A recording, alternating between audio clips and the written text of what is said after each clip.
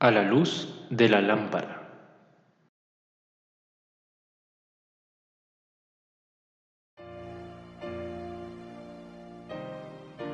Hola y muy bienvenidos a un nuevo programa de A la luz de la lámpara, y en esta oportunidad continuaremos recorriendo los lugares visitados por nuestro apóstol Pablo. Hoy nos toca la ciudad de Iconio.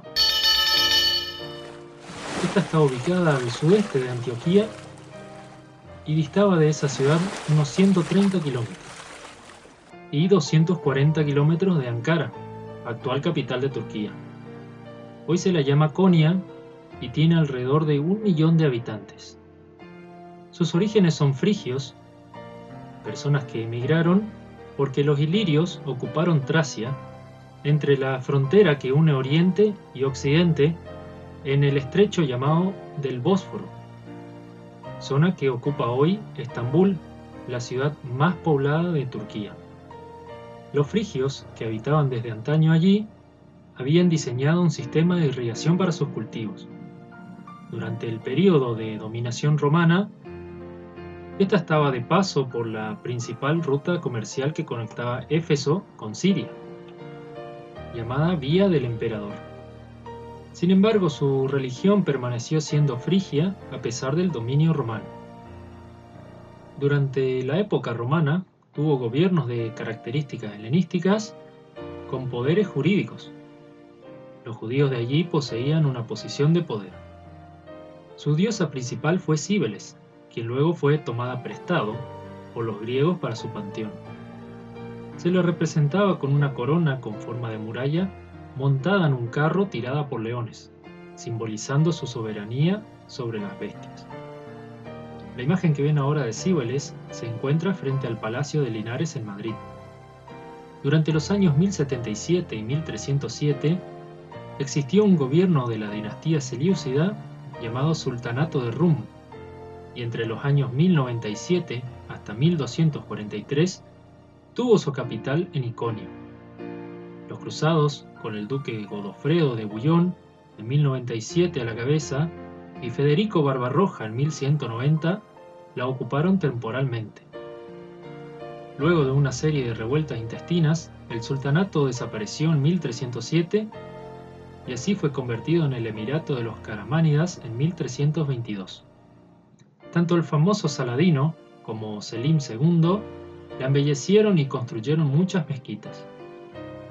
Luego de ser expulsados de Antioquía a la fuerza, los apóstoles llegan a Iconio, donde vuelven a ir a la sinagoga.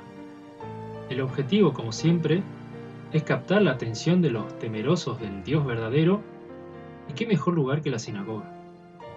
Aquí Lucas ya no registra, como en las ciudades anteriores. No se menciona las palabras que hablaron los apóstoles, pero presumiblemente sería el mismo mensaje que en las demás ciudades. Sin embargo, una gran multitud creyó, tanto judíos como griegos, de igual manera que en las ciudades ya visitadas.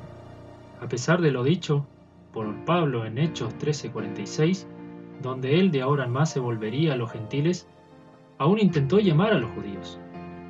Ya en el versículo 2, vemos que los judíos que no creían se levantaron en oposición al mensaje de salvación que traían los apóstoles. Le fue necesario a los amigos quedarse allí cierto tiempo debido a quienes estorbaban el trabajo de los apóstoles. Aunque Dios los prosperaba y ellos daban testimonio de su gracia, tema principal en la predicación de salvación, mediante el don de Dios y no mediante obras. Ellos hablando con denuedo o abiertamente y haciendo allí maravillas y sanando enfermos seguramente. A pesar de haber visitado varias ciudades y predicado y confirmado a muchos hermanos, en el verso 4, Lucas los llama por primera vez apóstoles a Pablo y a Bernabé, palabra que quiere decir enviado, término que utilizó Jesús para sus primeros seguidores.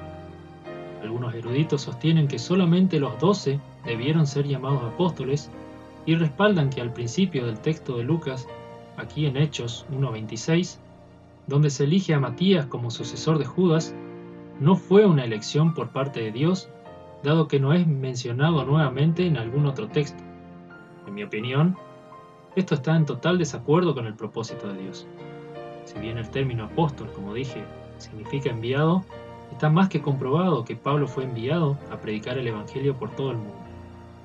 Luego de cierto periodo, había personas, tanto judíos como griegos, que tenían creencias distintas, y en conjunto con los gobernantes de la ciudad, los opositores decidieron sacar a los invasores para apedrearlos, castigo que hacían uso los judíos contra la blasfemia. Y nuevamente debieron huir por sus vidas. Las personas aquí eran más hostiles incluso que aquellas en Antioquía, quienes se habían contentado con expulsar a los apóstoles, pero en Iconio quisieron lapidarlos. La hostilidad hacia el Evangelio crecía exponencialmente. Los apóstoles predicaban cada vez más en ciudades más apartadas del control romano. Donde hubieran centuriones que mantuviesen el orden, ellos estarían relativamente a salvo, pero se estaban arriesgando cada vez más a un linchamiento. Y así huyeron a Listra y Derbe, ciudades que veremos en los próximos programas. Por último, la fábula de Pablo y Tecla de Iconio. La Iglesia Católica y la Ortodoxa aluden a un texto apócrifo del siglo II llamado Hechos de Pablo, y dentro de este se encuentra la historia de Tecla de Iconio, supuesta mártir, quien dejando a su madre y a su futuro esposo, se une al apóstol. Este fue un primer modelo de ascetismo femenino dentro del cristianismo. El ascetismo es un movimiento filosófico, religioso, que trata de purificar el espíritu mediante la negación a uno mismo de los placeres mundanos. El texto dice que su madre y su prometido temían que siguiera a Pablo y entonces azotaron a Pablo y a Tecla quemándola viva. Sin embargo, esto tiene dos dificultades.